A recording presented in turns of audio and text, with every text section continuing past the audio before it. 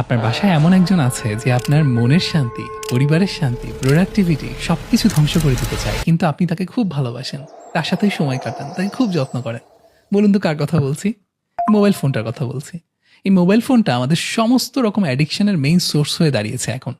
আপনারও যদি এই মোবাইল ফোনের অ্যাডিকশন নিয়ে চ্যালেঞ্জ ফেস করার অভিজ্ঞতা থেকে থাকে, ব্যর্থতা থেকে থাকে, তাহলে আপনার জন্য আজকে আমি দুটো আইডিয়া শেয়ার করতে চাই।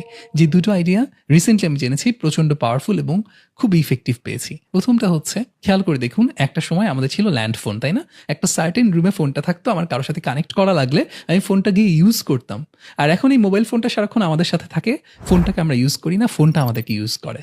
আমরা যদি আবার সেই ল্যান্ড ফোন স্টাইলে ফিরে যাই, আমরা যদি ফোন জোন হিসেবে সার্টেন দু একটা রুমকে সিলেক্ট করি, হতে পারে ড্রয়িং রুমটা বা ডাইনিং রুমটা, বাসার বাইরে থেকে এসে ফোনটা আমরা শুধু সেই রুমেই রাখবো, বেডরুমে নিয়ে যাবো না, স্টাডি রুমে নিয়ে যাবো না, যখন দরকার পড়বে সেই রুমে এসে আমি ফোনটা ইউজ করব।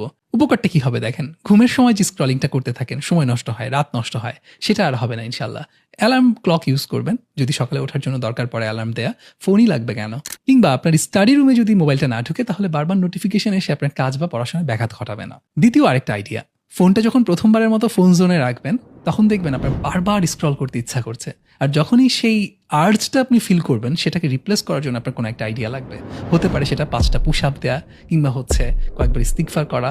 যে কোনো একটা আইডিয়া আপনি অ্যাটাচ করে রাখবেন এটার সাথে। যখনই আপনার ওই আর্জটা ফিল হবে, যখন আপনি স্টাডি রুমে আছেন বা বেডরুমে আছেন, সাথে সাথে আপনি ওই কাজটা করবেন।